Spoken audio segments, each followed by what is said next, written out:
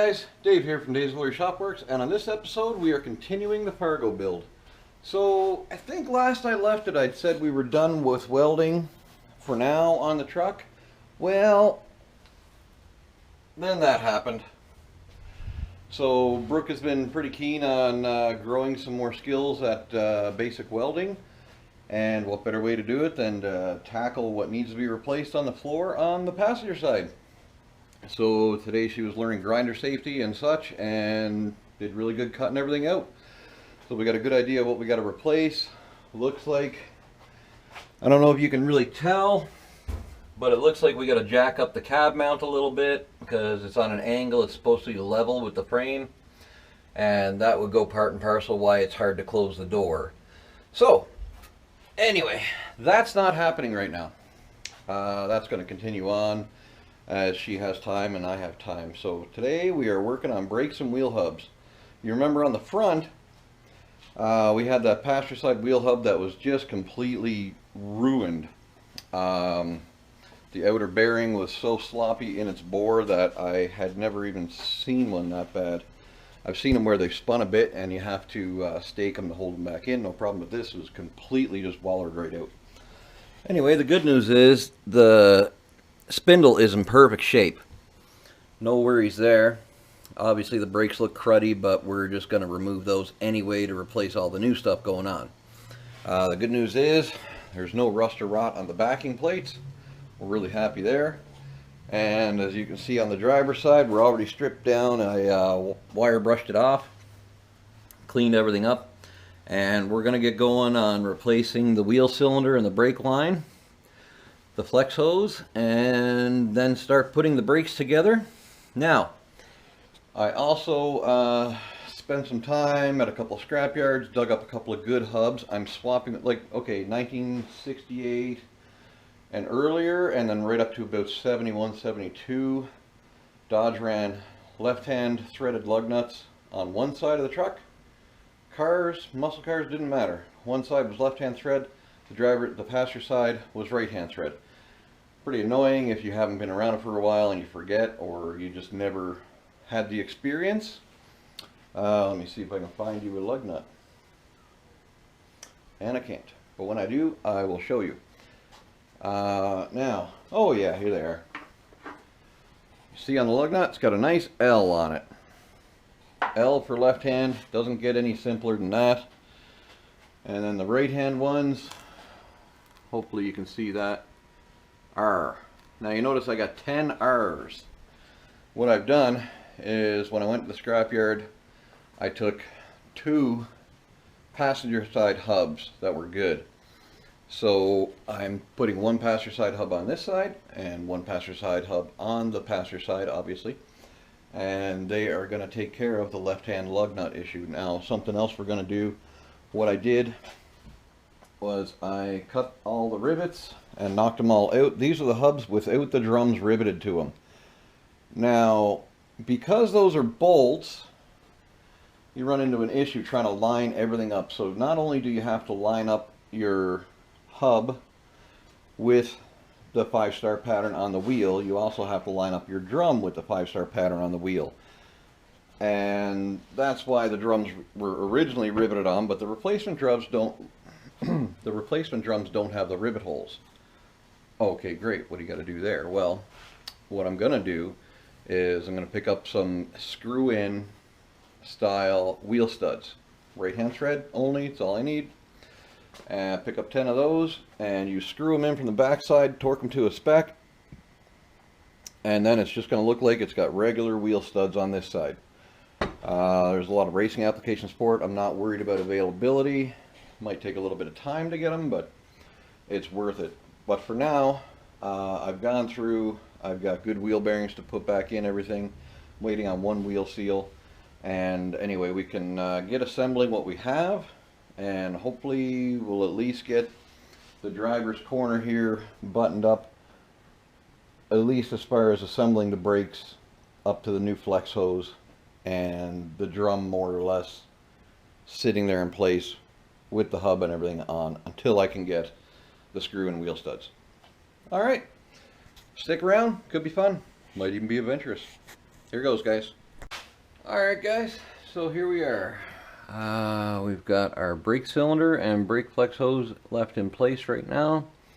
And we have to remove those, and then we will get after installing our brake components. So this is the left side brakes, at least what's left of them. And we're going to do our best to assemble kind of that way, and then install them as we go here. I got a few tools, basic simple stuff.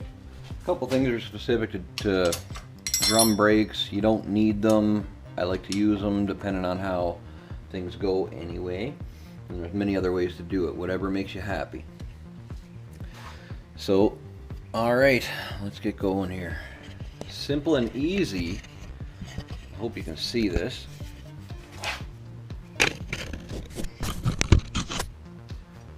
Alright, simple and easy. I'm going to cut the brake hose off and then put a deep socket on. I have to pull the brake hose steel fitting that screws into the cylinder. I have to pull that off before I can remove the cylinder, or else I just pull the bolts, pull the cylinder, and go. But it's in the way of the bolts.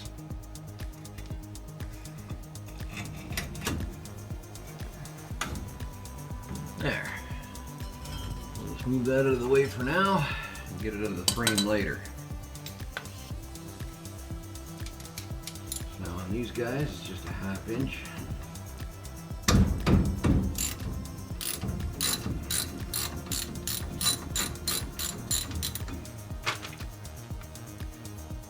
Yeah, I can leave that all in there.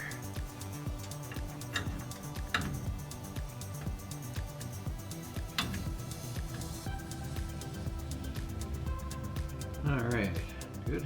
1 bolt.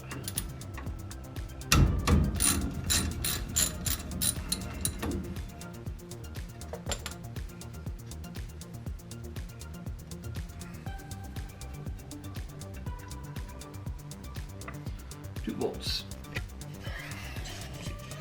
Now we're going to gently give it a couple taps. Pop her out of there. That's what it looks like from the back side, and that's all there is to it. Nothing fancy.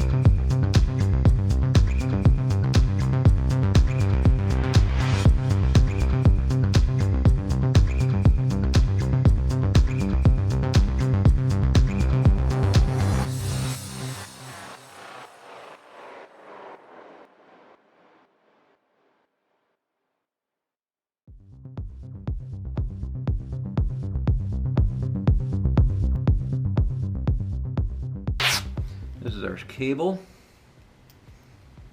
for the self-adjuster. That's the, I guess, guide. And this is our adjuster, as well as this is the adjuster's, I guess, It's like a one-way switch.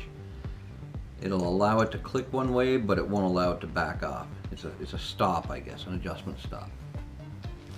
Okay, I like to put a little bit of anti-seize on these threads in the adjuster, but that's the only place I like to put the anti-seize.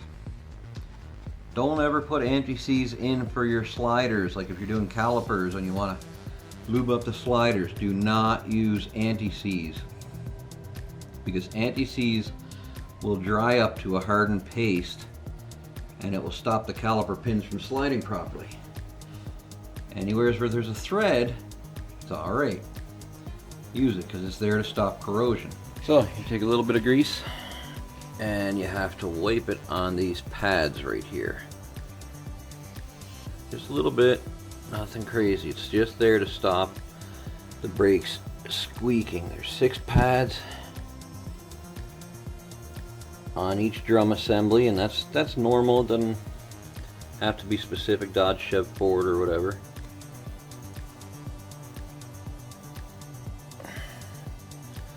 You don't want to overdo it either. You don't want all that grease floating around getting on your brake shoes.